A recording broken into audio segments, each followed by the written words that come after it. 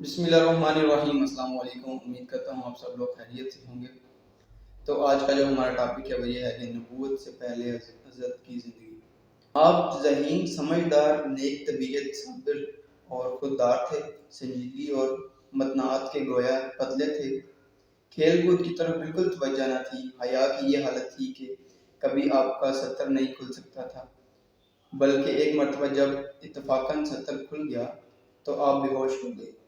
کھانا کھانے کے بعد وقت بچے شور و شوق کیا کرتے تھے، مگر آپ خاموشی سے بیٹھے رہتے۔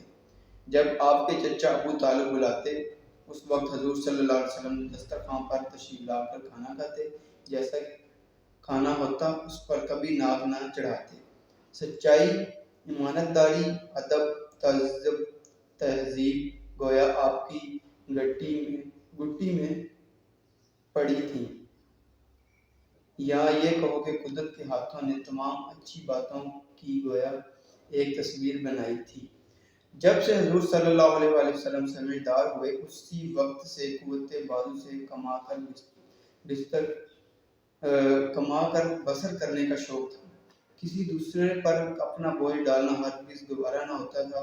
بچوں، تمہارا فرض یہ ہے کہ تم بھی یہی طریقے اختیار کرو۔ حضور صلی اللہ علیہ وسلم نے مزدوری پر بکریاں چرا کر بھی بسر کی ہے اور تجارت بھی کی ہے۔ دونوں شام سفر کے ہوئے تجارت کے سلسلہ میں۔ آپ کہاں تشریف لے گئے تھے اور کیوں؟ دونوں سفر شام کے ہوئے اور تجارت کے سلسلہ میں۔ جب حضور صلی اللہ علیہ وسلم کی عمر 12 سال 2 ماہ 10 دن کی ہوئی تو آپ کے چچا ابو طالب تجارت کی غرض سے شام جانے لگے۔ حضور صلی اللہ علیہ وسلم کو بھی اپنے ہمراہ لے لیا۔ اس سفر کے دوران ایک واقعہ ہے۔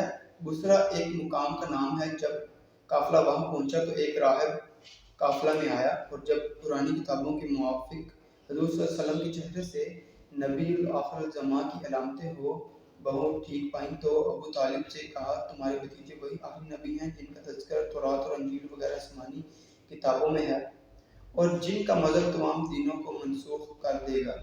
خدا ان کو سارے جہاں کے لیے رحمت بنائے گا۔ تم ان کا پورا خیال رکھو اور ان کو شام ہرگز مت لے جاؤ، کیونکہ خطرہ ہے کہ وہاں کے یہودی آپ کو پہچان کر شہید کر ڈالیں گے۔ تو آج کا ٹاپک ہمارا ادھر ہی اینڈ ہوتا ہے۔ ملتے ہیں نیکسٹ ویڈیو میں، تب تک کے لیے اللہ حافظ۔